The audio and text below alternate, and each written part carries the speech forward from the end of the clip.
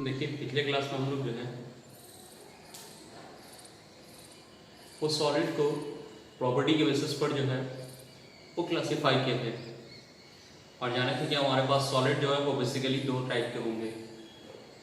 Solid हमारे पास basically दो type के थे, क्रिस्टलाइन एंड अमॉर्फस।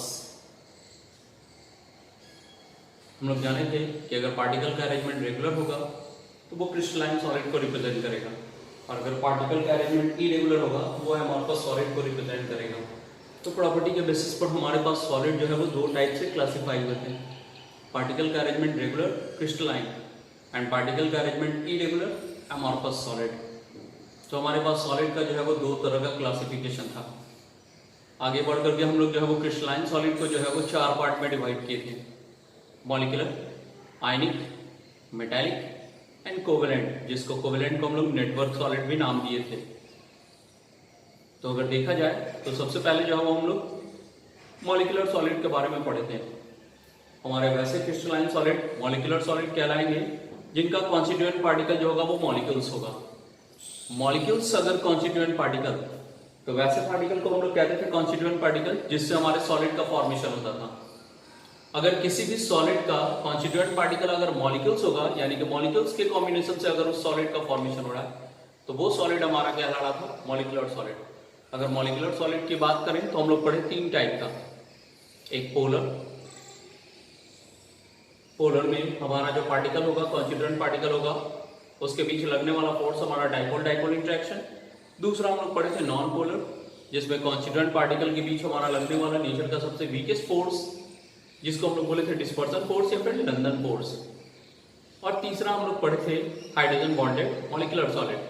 पता चला हमको कि हाइड्रोजन बॉन्ड का फॉर्मेशन तीन ही जगह होता है, फ्लोरीन, नाइट्रोजन, ऑक्सीजन, पूरे पीरियोडिक टेबल के मोस्ट इलेक्ट्रोनेगेटिव एलिमेंट। उस लिस्ट में एक क्लोरीन भी था, लेकिन क्लोरीन हाइड्रोजन बॉन्ड का फॉर्मेशन नहीं करता है। उसके पीछे रीजन है HCl के मॉलिक्यूल में हाइड्रोजन बॉन्ड का एग्जिस्टेंस नहीं होता है। HCl के पार्टिकल जब आपस में एसोसिएट करेंगे तो हाइड्रोजन बॉन्ड के थ्रू नहीं करते हैं। उसके पीछे रीजन है कि जो कंडीशन होना चाहिए हमारा हाइड्रोजन बॉन्ड के फॉर्मेशन के लिए कि कंबाइनिंग एलिमेंट का साइज जो होना चाहिए वो स्मॉलर होना चाहिए, उस क्राइटेरिया पर जो है वो क्लोरीन फिट नहीं बैठता है, जिसके कारण हमारा जो है वो क्लोरीन हाइड्रोजन बॉन्ड का फॉर्मेशन नहीं करता है, रादर वो कोवेलेंट बॉन्ड बनाता है। तो हम लोग जो है वो मॉलिक्यूलर सॉलिड को तीन पार्ट में डिवाइड किए थे। दूसरा हमारा है आयनिक सॉलिड। दूसरा हमारा आयनिक सॉलिड, नाम से ही सजेस्टेड है कि आयंस होगा कॉन्स्टिट्यूएंट पार्टिकल। तो वैसे मॉलिक्यूलर सॉलिड को हम लोग आयनिक सॉलिड कह देंगे जिसका कॉन्स्टिट्यूएंट पार्टिकल जो होगा वो आयंस होगा। आयंस कहने का मतलब कटायन एंड एनायन। तो कटायन और एनायन के बीच अगर मान लीजिए कि किसी हम सॉलिड को लेते हैं, मान लीजिए सोडियम कटायन का फॉर्म, क्लोरीन अनायन का फॉर्म, ये हमारा कटायन प्लस चार्ज वाला कटायन और माइनस चार्ज वाला अनायन। इन दोनों के बीच हमारा जो फोर्स डेवलप करेगा उस फोर्स को कहेंगे इलेक्ट्रोस्टैटिक फोर्स।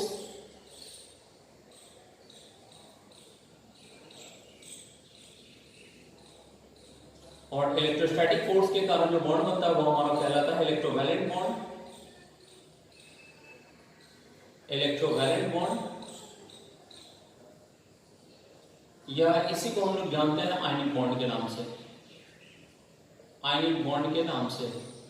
और जिसके कारण ये दोनों पार्टिकल आपस में कंबाइन कर जाएंगे, दोनों के बीच अट्रैक्शन होगा, एक पॉजिटिवली चार्ज दूसरा नेगेटिवली चार्ज, दोनों के बीच अट्रैक्शन होगा और जिसके कारण ये कंबाइन करके NaCl का फॉर्मेशन कर देंगे, NaCl। और NaCl is an example of ionic solid. सिर्फ NaCl ही नहीं, बहुत सारे हमारे आयनिक सॉलिड के एग्जांपल हैं। तो आयनिक सॉलिड को प्रिडिक्ट करने के लिए सबसे पहले आपके पास ध्यान होना चाहिए, अगर आयनिक सॉलिड को आप पहचानना चाहते हैं कि कौन हमारा आयनिक सॉलिड है और कौन हमारा नॉन आयनिक सॉलिड है, तो आयनिक सॉलिड को पहचानने के लिए सबसे बेस्ट तरीका आपके पास कि एक मेटल होना चाहिए, दूसरा नॉन मेटल का ग्रुप होना चाहिए। तो आयनिक सॉलिड हमारा जो है वो वही होगा जिसमें हमारे दो मेटल के ग्रुप होंगे नहीं, दो नॉन मेटल के ग्रुप होंगे नहीं, एक मेटल होगा दूसरा नॉन मेटल होगा।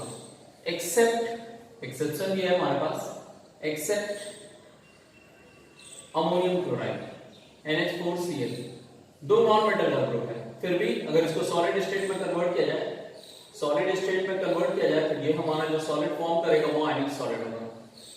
तो एक्सेप्शन भी है हमारे पास। तो सबसे पहले अगर आयनिक सॉलिड की अगर बात करें तो दो solid can be called as ionic solid whose constituent particle is ions, whose constituent particle is ions. These solids are formed due to electrostatic force between ions. These solids are formed due to electrostatic force between ions, and due to this electrostatic force, electrovalent bond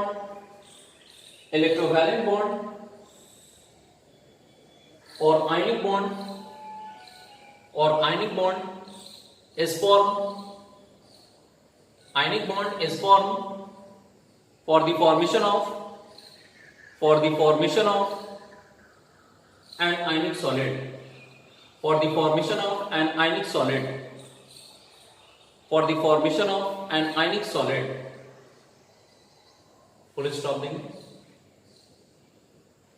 line change करके लिखेंगे। The force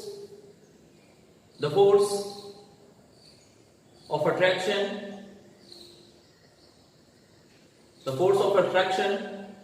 between these solid is due to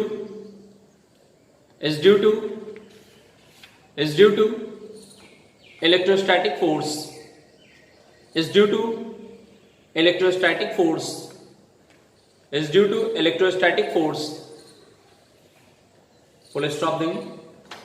तो electrostatic force के कारण होगा हमारा ऐसा case arise होगा, is due to electrostatic force, full stop देंगे। नेक्स्ट पॉइंट लिखेंगे, ionic solid are generally hard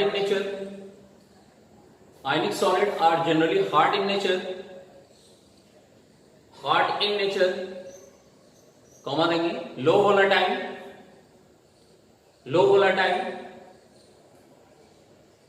and have comparatively high value of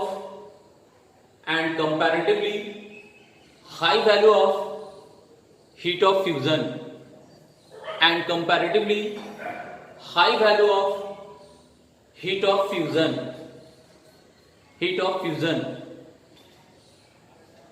star देकर एक इंपॉर्टेंट पॉइंट लिखेंगे। देखिए, कोई भी हमारा सब्सटेंस कंडक्टर अगर है तो कंडक्टर वो दो ही कारण से होगा। किसी भी सब्सटेंस में कंडक्टिंग प्रॉपर्टी अगर देखने को मिलेगा, कोई भी मटेरियल या सब्सटेंस अगर हमारा कंडक्टर है तो वो दो ही प्रॉपर्टी के कारण होगा। ऐसा कंडक्टर है तो वो दो प्रॉपर्टी के कारण, पहला तो फ्री आयंस या फिर फ्री इलेक्ट्रॉन्स। कोई भी मटेरियल या सब्सटेंस, फ्री इलेक्ट्रॉन्स, कोई भी मटेरियल या सब्सटेंस, हम कहते हैं कि कोई भी मटेरियल या सब्सटेंस हमारा अगर कंडक्टर है, उसमें कंडक्टिंग प्रॉपर्टी देखने को मिल रहा है, तो कंडक्टिंग प्रॉपर्टी या कंडक्टर वो दो ही कारण से होगा, एक तो फ्री इलेक्ट्रॉन्स होने की वजह से, नहीं तो फिर फ्री आयंस होने की वजह से। इन दोनों प्रॉपर्टी के कारण ही हमारा कोई मटेरियल जो है वो कंडक्टर होता है। जब आयनिक सॉलिड की बात करें तो आयनिक सॉलिड में कॉन्स्टिट्यूएंट पार्टिकल के बीच लगने वाला फोर्स इतना स्ट्रांग होता है कि ना तो हमारा वहां पर फ्री आयंस है और ना ही फ्री इलेक्ट्रॉन है। यही कारण है कि आयनिक सॉलिड जब अपने सॉलिड स्टेट में होगा तो इंसुलेटर की तरह बिहेव करेगा। वो एनसीईआरटी में क्वेश्चन भी है कि आयनिक सॉलिड जो है वो सॉलिड स्टेट में इंसुलेटर होता है, लेकिन मोल्टेन स्टेट या फिर एक्वस सॉल्यूशन में, मोल्टेन स्टेट यानी कि उनको जब पिघला दिया जाए या फिर वाटर में डिसॉल्व करवा दिया जाए तो वो कंडक्टर की तरह बिहेव करते हैं। उसके पीछे क्या रीजन है? तो मोल्टेन स्टेट में या एक्वस सॉल्यूशन के केस में, मोल्टेन स्टेट में या फिर एक्वस सॉल्यूशन के केस में वो फ्री आयंस प्रोड्यूस करते हैं। आयनिक सॉलिड है वो फिर से डिसोसिएट हो जाते हैं ताकि प्रोड्यूस कर सके फ्री आयंस, और जहां पर कोई फ्री आयंस होगा, फ्री आयंस का प्रेजेंस होगा, वो हमारा मटेरियल क्या होगा? कंडक्टर होगा। तो लिखेंगे स्टार देकर पॉइंट लिखेंगे ionic solid, ionic solid behaves as, ionic solid behaves as insulator, ionic solid behaves as insulator in solid state, but behaves as conductor, but behaves as conductor, but behaves as conductor in molten state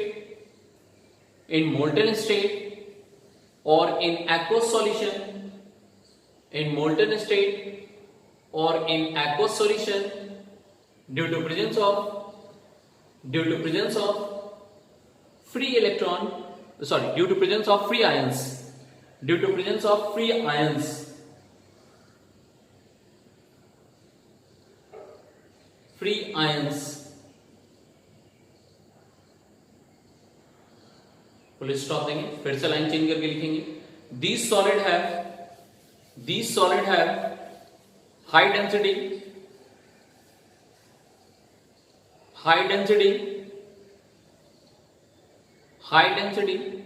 due to close packing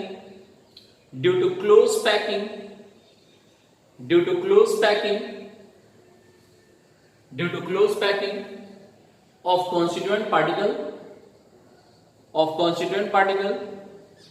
that is opposite ions,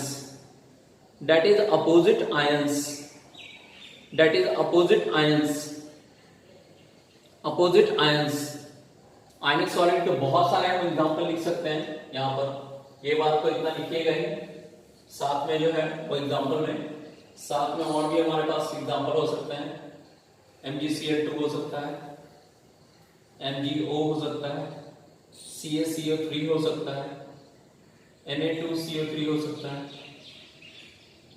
Na2SO4 हो सकता है, एक metal का group दूसरा non metal का group, एक metal का group दूसरा नॉन मेटल का ग्रुप होना चाहिए, KCl, K2SO4, ये सारे हमारे कौन सा सॉलिड का फॉर्मेशन होगा, आयनिक सॉलिड। तो ये सारे हमारे आयनिक सॉलिड, एक मेटल का ग्रुप दूसरा नॉन मेटल का, तो जहां पर एक मेटल का ग्रुप और दूसरा नॉन मेटल का ग्रुप होगा, वहां पर जिस सॉलिड का फॉर्मेशन होगा वो सॉलिड हमारा कहलाएगा आयनिक सॉलिड। तो आयनिक सॉलिड होने के लिए हमारा जो है वो एक मेटल का ग्रुप और दूसरा नॉन मेटल का ग्रुप। लेकिन अमोनियम क्लोराइड के बारे में हम जाने कि दो नॉन मेटल का भी ग्रुप है, फिर भी ये अगर सॉलिड स्टेट में कन्वर्ट होता है तो ये सॉलिड हमारा कहलाएगा आयनिक सॉलिड। तो हमारा जो है वो अमोनियम क्लोराइड एक ऐसा सॉलिड होगा जो दो नॉन मेटल का ग्रुप है, फिर भी ये बिहेव करेगा एज एन आयनिक सॉलिड। तो हमारा एक्सेप्शन है, ये हमारा नॉन मेटल का ग्रुप होने के बावजूद भी जो है वो ये आयनिक सॉलिड की तरह बिहेव करेगा। तो ये हमारी कहानी थी आयनिक सॉलिड की, इसको हम मिटा रहे हैं।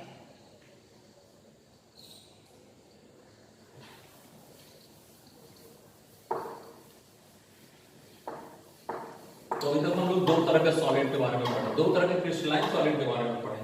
हम लोग जाने एक molecular solid, molecular crystalline solid, और दूसरा हमारा आयनिक क्रिस्टलाइन सॉलिड, तीसरा हमारा metallic, third one is metallic.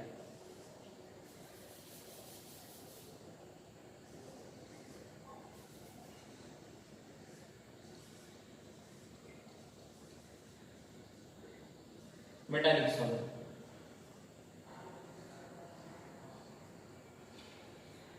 आप जानते हैं कि हम लोग मेटल कहते हैं किसका है?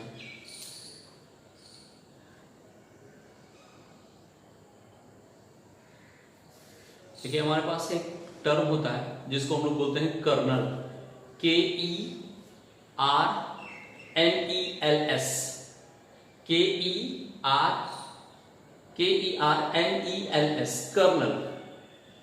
होता क्या है कि मेटल के पास जो भी इलेक्ट्रॉन होता है, मेटल के पास जो भी इलेक्ट्रॉन होता है, लेकिन कौन सा इलेक्ट्रॉन?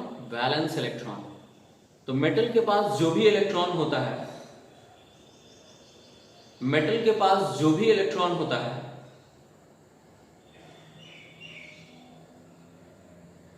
लेकिन वैलेंस इलेक्ट्रॉन के नंबर को अगर उस मेटल से हटा दिया जाए तो होता क्या है कि जैसे देखिए ये हमारा एक मेटल, आप जानते हैं सोडियम का एटॉमिक नंबर अलग है। चलिए एक इलेक्ट्रॉन यहां से हटा दें, एक इलेक्ट्रॉन नहीं, ये एक मोल इलेक्ट्रॉन है, 1 mole of electron, 1 mole of electron. आप जानते हैं किसी भी नंबर को हम लोग केमिस्ट्री के लैंग्वेज में मोल के टर्म में बोलते हैं, तो वो एक इलेक्ट्रॉन नहीं है बल्कि एक मोल इलेक्ट्रॉन है। तो चलिए एक मोल इलेक्ट्रॉन को यहां से रिमूव कर दिए, और जिसके कारण सोडियम कन्वर्ट हो गया किसमें, प्लस चार्ज आ जाएगा, और ये कन्वर्ट हो गया किसमें, कैटायन में, कैटायन के ऊपर पॉजिटिव चार्ज, और इलेक्ट्रॉन जो रिमूव हुआ है वो निगेटिवली चार्ज। अब इस कैटायन के पास सोडियम प्लस चार्ज है, अब होगा क्या कि इसको इलेक्ट्रॉन जो है वो माइनस चार्ज होने की वजह से इलेक्ट्रॉन जो है वो इस एलिमेंट कैटायन को जो है वो सराउंड करेगा, सराउंड किए हुए रहेगा, और इसी को हम लोग कहते हैं कर्नल, KERNELS, कर्नल। बात हमको लगता है समझ में आया होगा। यहाँ पर सबसे पहले बोले कि ये हमारा सोडियम जो है वो मेटल है, इलेक्ट्रॉन का एक मोल इलेक्ट्रॉन का रिमूवल किया गया। एक मोल कहने का मतलब आप जानते हैं कि यहाँ पर इलेक्ट्रॉन का जो रिमूवल किया गया है वो 6.022 into 10 to the power 23 electrons. एक मोल इलेक्ट्रॉन कहने का मतलब इतना इलेक्ट्रॉन्स का यहाँ से रिमूवल किया गया है। इतने इलेक्ट्रॉन को जब यहाँ से रिमूव किया गया तो सोडियम कैटायन में कन्वर्ट हो गया। प्लस चार्ज इलेक्ट्रॉन के पास आपको पता है माइनस चार्ज होते हैं, और सोडियम कैटायन में कन्वर्ट हुआ, इसके ऊपर प्लस चार्ज है। तो ये सोडियम के ऊपर प्लस चार्ज और इलेक्ट्रॉन के ऊपर माइनस चार्ज, ये रिमूव तो हुआ, सोडियम से रिमूव तो हुआ ये इलेक्ट्रॉन, लेकिन सोडियम के अराउंड ही जो है वो रोटेट करते रहेगा, सोडियम के अराउंड ही जो है वो इसका स्पिनिंग मूवमेंट देखने को मिलेगा, क्योंकि दोनों के बीच इलेक्ट्रोस्टैटिक फोर्स और अट्रैक्शन डेवलप करेगा। और ये जो इलेक्ट्रॉन रिमूव हुए हैं, ये सोडियम, ये जो वैलेंस इलेक्ट्रॉन, तो आपको पता है कि सोडियम का एटॉमिक नंबर 11, तो पहले ऑर्बिट में गया 2, फिर 8, फिर 1, ये हमारा 1 मोल इलेक्ट्रॉन वैलेंस इलेक्ट्रॉन है। 1 मोल जो वैलेंस इलेक्ट्रॉन है वो सोडियम कैटायन को सराउंड किए रहेगा, और इसी को हम लोग कहते हैं कर्नल, इसी को हम लोग कहते हैं कर्नल। तो अगर आपसे पूछा जाए कि मेटालिक सॉलिड में कॉन्स्टिट्यूएंट पार्टिकल कौन होगा, तो या तो डायरेक्ट हम बोल देंगे कर्नल, क्योंकि मेटल का प्रॉपर्टी तब देखने को हमको मिलता है जब कोई भी हमारा एलिमेंट जो है वो अपने इलेक्ट्रॉन के नंबर को लूज करता है। आप मेटल के प्रॉपर्टी को डिफाइन ही करते हैं, electron losing ability of an element is called metallic property. Electron lose करने की जो एबिलिटी होगी, एक एलिमेंट के पास इलेक्ट्रॉन को लूज करने की जो एबिलिटी होगी, इस प्रॉपर्टी को ही हम लोग कहते हैं मेटालिक प्रॉपर्टी। तो सोडियम अपने इलेक्ट्रॉन को लूज किया, और सोडियम के साथ पास से जो इलेक्ट्रॉन लूज हुआ वो डीलोकलाइज हो गया सोडियम के अराउंड, डीलोकलाइज ही हो गया सोडियम के अराउंड, सोडियम कैटायन के अराउंड। इस एलिमेंट को बोल दिया हम लोग कर्नल। तो या तो कंप्लीट कर्नल हम बोलते हैं कॉन्स्टिट्यूएंट पार्टिकल, और नहीं तो फिर बोले कि positive ion delocalized in the sea of electron, in the sea of electron, electron के समुद्र में हमारा जो है वो कैटायन जो है वो डीलोकलाइज है। या फिर हम ये भी बोल सकते हैं कि positive ion with free electron, positive ion with free electron, positive ion with free electron जो होगा, positive ion with free electron जो होगा, positive ion with free electron जो होगा वो हमारा होगा मेटालिक सॉलिड का constituent particle. Positive ion with free electron या डीलोकलाइज्ड इलेक्ट्रॉन हमारा कॉन्स्टिट्यूएंट पार्टिकल होगा मेटालिक सॉलिड का। तो लिखेंगे, सबसे पहले लिखेंगे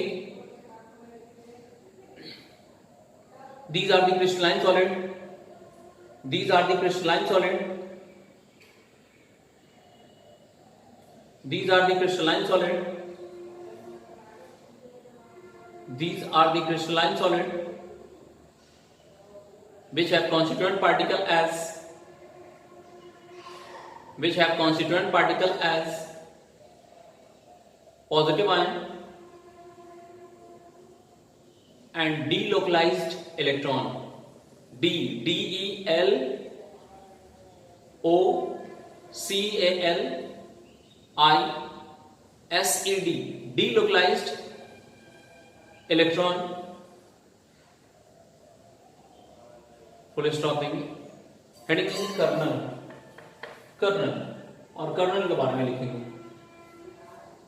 हेडिंग है कर्नल, लिखेंगे cation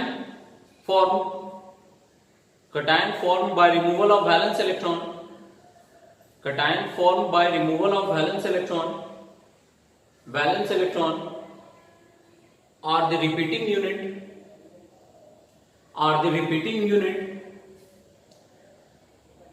and these are surrounded by a sea of mobile electron,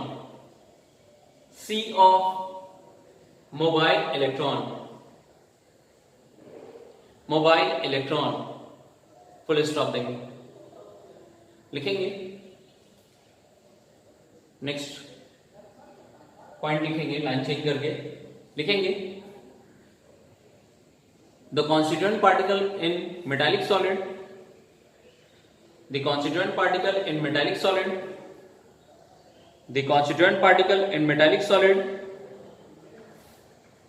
bonded together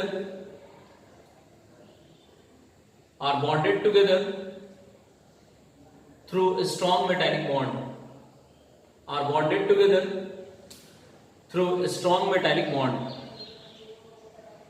Next point लिखेंगे these solid have high electrical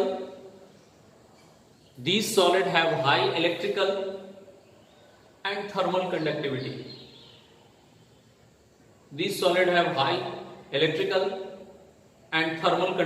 यही कारण है कि वायर जो हमारा बनाया जाता है वो मेटल से बनाया जाता है, और बेस्ट उसमें सिल्वर है। सिल्वर की कंडक्टिविटी जो होती है वो सबसे ज्यादा हाई होती है। Silver is the best conductor, high electrical and thermal conductivity. Next point लिख लेंगे they possess lustre, LUSTRE, lustre मतलब shiny appearance. They possess lustre, LUSTRE, luster, and are highly malleable, MALLEABLE, malleable and ductile, DUCTILE,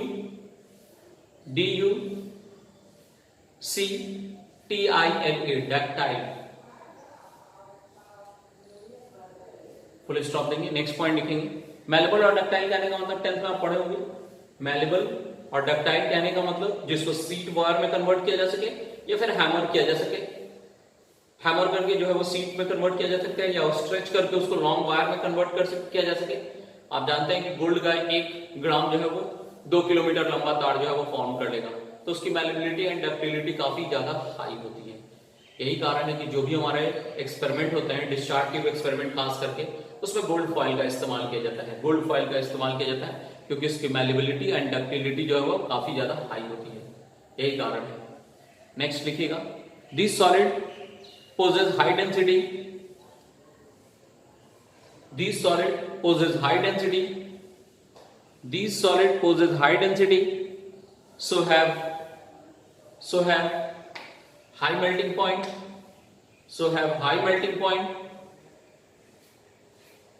so have high melting point,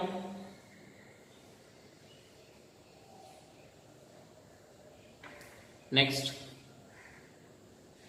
star देकर एक note में point लिखेंगे mercury, gallium,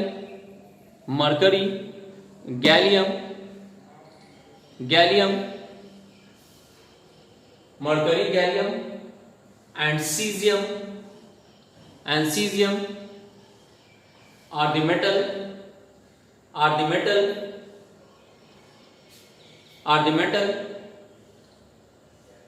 which exist in liquid state at room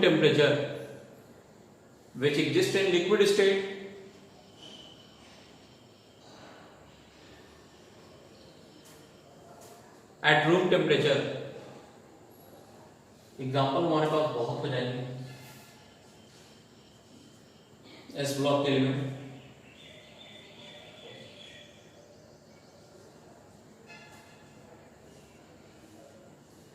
sodium, magnesium, potassium, calcium.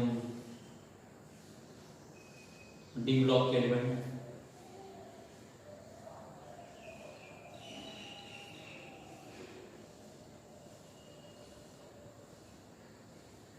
Iron, copper, zinc,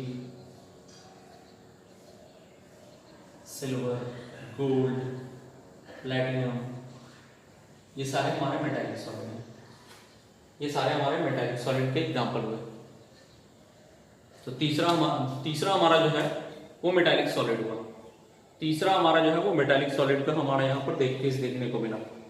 तो हमारे crystalline solid का जो है वो अभी तक हम लोग देखे। क्रिस्टलाइन सॉलिड को हम लोग डिवाइड किए 4 पार्ट में, मॉलिक्यूलर, आयनिक, मेटालिक और चौथा टाइप हमारा कोवेलेंट। तो हमारे पास जो है वो टोटल 4 टाइप के जो है वो क्रिस्टलाइन सॉलिड हैं। हमारे पास जो है वो टोटल 4 टाइप के क्रिस्टलाइन सॉलिड हैं, जिसमें से हमारा चौथा टाइप होगा कोवेलेंट, या जिसको हम लोग बोलते हैं नेटवर्क सॉलिड। कोवेलेंट या फिर जिसको हम लोग बोलते हैं नेटवर्क सॉलिड। तो इसको मिला रहे हैं।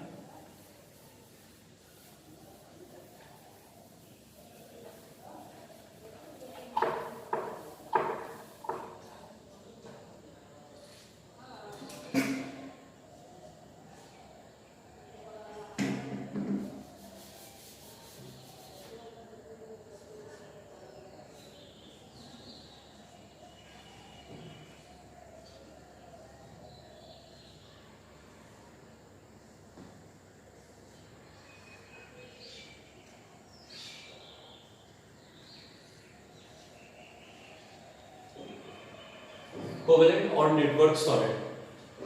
नेटवर्क का फॉर्मेशन करता है, इसलिए जो है वो इसको कहा जाता है हमारे नेटवर्क सॉलिड। सबसे पहली बात कि ये कोवेलेंट या नेटवर्क सॉलिड जो होगा, इसमें हमारा कॉन्स्टिट्यूएंट पार्टिकल जो होगा वो एटम्स होगा। इसमें हमारा जो कॉन्स्टिट्यूएंट पार्टिकल होगा वो एटम्स होगा, और एटम्स के बीच कोवेलेंट बॉन्ड एग्जिस्ट करेगा। एटम के बीच हमारा जो है वो कोवेलेंट बॉन्ड का एग्जिस्टेंस होगा, जिसके कारण हमारा बेस्ट एग्जांपल जो होगा, एटम्स के बीच हमारा जो है वो कोवेलेंट बॉन्ड का एग्जिस्टेंस होगा, और जिसके कारण हमारा best example graphite and diamond. Graphite and diamond हमारे जो है वो बेस्ट एग्जांपल हो जाएंगे। तो सबसे पहले अगर हम जो है वो कोवेलेंट सॉलिड और नेटवर्क सॉलिड की अगर बात करें, तो बोले कि इसमें हमारे जो कॉन्स्टिट्यूएंट पार्टिकल होंगे वो न्यूट्रल एटम्स होंगे, which are bonded due to mutual sharing of their valence electron, which are bonded due to mutual sharing of their valence electron।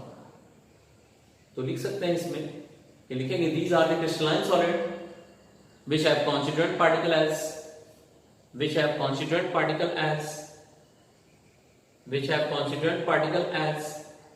neutral atoms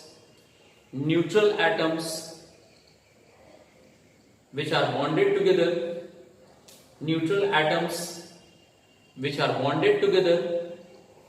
due to mutual sharing of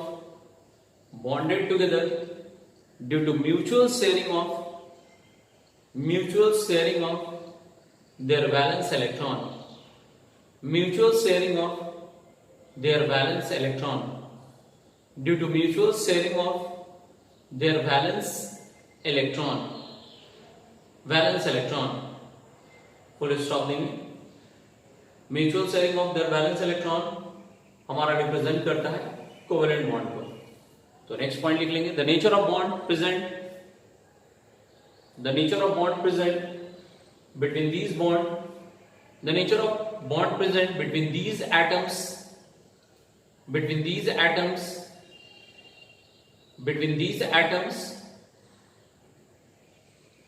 between these atoms are covalent bond,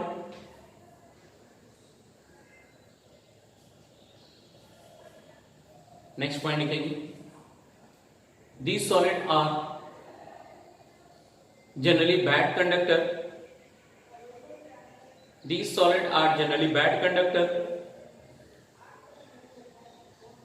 bad conductor,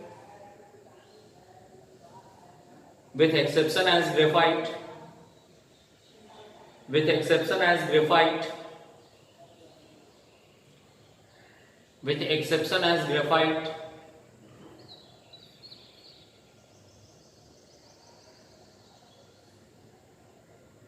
next point लिखेंगे, these solid have very high melting point, very high melting point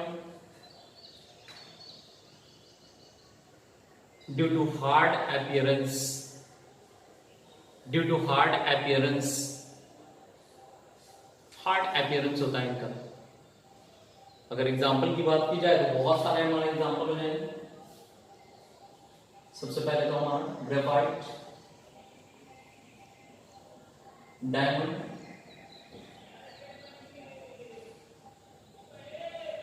quartz,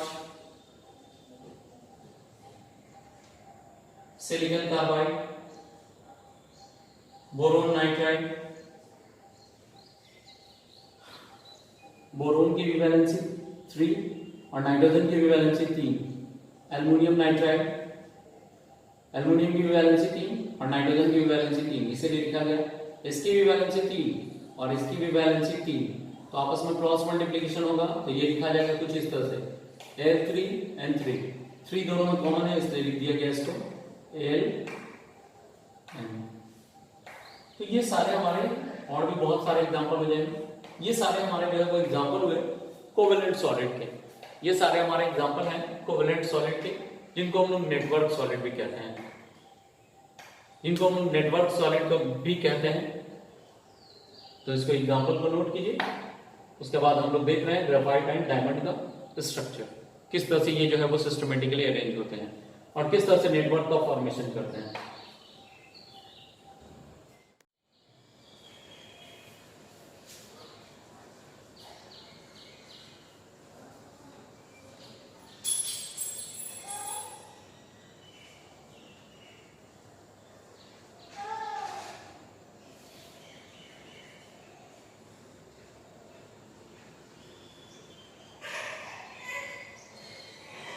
structure of graphite and diamond, diamond and structure के, diamond and graphite के structure को हम लोग देखना चाह रहे हैं। सबसे पहले अगर बात की जाए ग्रेफाइट की,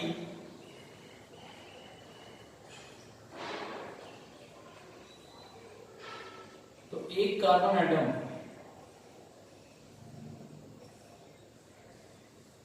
तीन ही अदर कार्बन एटम से जुड़ पाता है।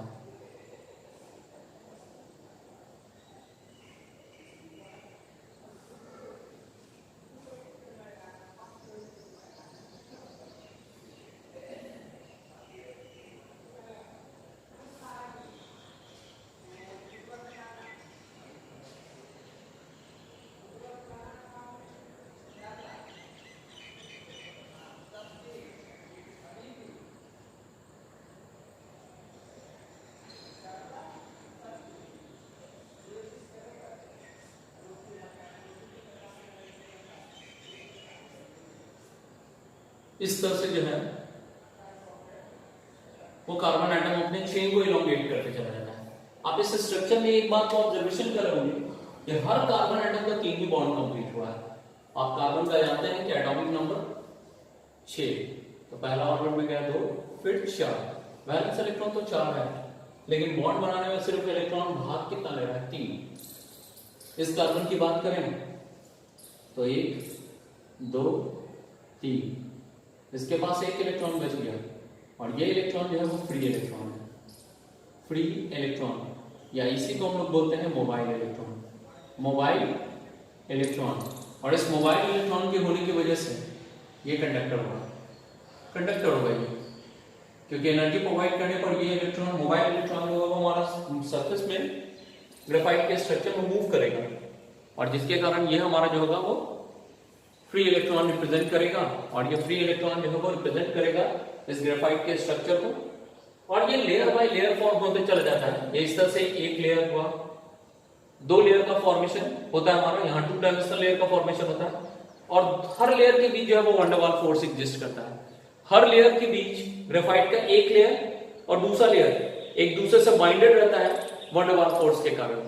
वंडरवाल फोर्स के कारण जो है वो इस तरह से ये हमारा जो है वो कंटिन्यू आगे होते चला जाएगा। हर कार्बन जो है वो 3 बॉन्ड इस तरह से जो है वो बनाता चला जाएगा और ये स्ट्रक्चर जो है वो कंटिन्यू होता चला जाएगा आगे। ये स्ट्रक्चर जो है वो कंटिन्यू होते चला जाएगा और यहाँ पर जो है वो जो भी 2 लेयर का फॉर्मेशन होता है उन दोनों लेयर के बीच वंडरवाल फोर्स हमारा एग्जिस्ट करता है। यहां पर आप देख पा रहे हैं कि 3 सिग्मा बॉन्ड का फॉर्मेशन हो रहा है। 1 2 3। हर कार्बन एटम 3 सिग्मा बॉन्ड का फॉर्मेशन कर रहा है। 3 सिग्मा बॉन्ड का फॉर्मेशन कर रहा है। हर कार्बन एटम 3 सिग्मा बॉन्ड का फॉर्मेशन कर रहा है। ईच कार्बन एटम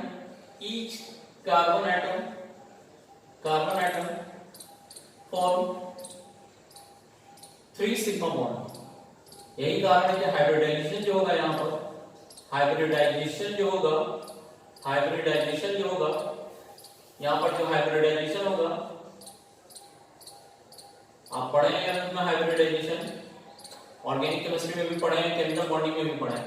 तो यहाँ पर जो हाइब्रिडाइजेशन होगा वो इस बात को भी पढ़ चुके हैं कि sp2 होगा। 3 सिग्मा बॉन्ड का हाइब्रिडाइजेशन sp2। लेकिन यही अगर हम डायमंड के स्ट्रक्चर की बात करें तो हर कार्बन एटम इसमें डायमंड के अगर स्ट्रक्चर की बात करें तो एक कार्बन एटम, दूसरा, तीसरा, चौथा और यहां पर एक ये। तो हर कार्बन एटम जो है वो 4 बॉन्ड का फॉर्मेशन करेगा।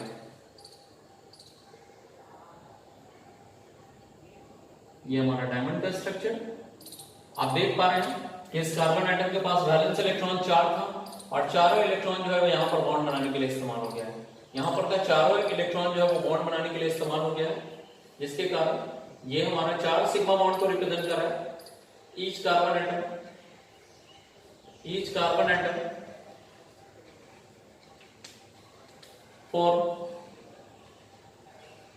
4 सिग्मा बॉन्ड। हर कार्बन एटम जो है वो 4 सिग्मा बॉन्ड का फॉर्मेशन कर रहा है। इसलिए यहां पर जो हाइब्रिडाइजेशन होगा, यहां पर जो हमारा हाइब्रिडाइजेशन होगा वो हो जाएगा हमारा sp3 और sp3 में टेट्राहेड्रल स्ट्रक्चर होता है। हमारा टेट्राहेड्रल स्ट्रक्चर का फॉर्मेशन होता है। टेट्राहेड्रल स्ट्रक्चर का फॉर्मेशन होता है। इसके पास कोई फ्री इलेक्ट्रॉन नहीं है। Absence of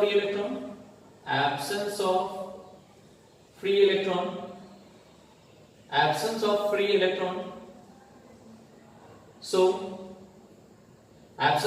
electron, so behaves as perfect insulator। तो ये कहानी है हमारे डायमंड और ग्रेफाइट के स्ट्रक्चर की। तो डायमंड और ग्रेफाइट के स्ट्रक्चर की अगर बात करें तो इसमें हमारा ग्रेफाइट में जो सेंट्रल कार्बन एटम है उसके पास 3 सिग्मा बॉन्ड बनाने की टेंडेंसी है, क्योंकि यहाँ पर हमारा 3 ही इलेक्ट्रॉन का इस्तेमाल हो रहा है। 3 सिग्मा बॉन्ड बनेगा। एक फ्री इलेक्ट्रॉन रह जाएगा जिसको बोले मोबाइल इलेक्ट्रॉन, और इस मोबाइल इलेक्ट्रॉन के कारण ये बिहेव करता है एज अ कंडक्टर। अगर हम ग्रेफाइट के अलावा डायमंड की अगर बात करें तो डायमंड में हर कार्बन एटम जो है वो 4 सिग्मा बॉन्ड का फॉर्मेशन कर रहा है। 4 वैलेंस इलेक्ट्रॉन चारों बॉन्ड बनाने में इस्तेमाल हो रहा है। इसके कारण यहाँ पर हाइब्रिडेशन sp3 टेट्राहेड्रल स्ट्रक्चर होगा और यहाँ पर कोई फ्री इलेक्ट्रॉन नहीं है, जिसके कारण ये हमारा जो होगा वो यहाँ पर बिहेव करेगा एज अ परफेक्ट इंसुलेटर। तो ये आपके डायमंड और ग्रेफाइट के स्ट्रक्चर हुए। इन दोनों स्ट्रक्चर को बनाइए यहाँ पर।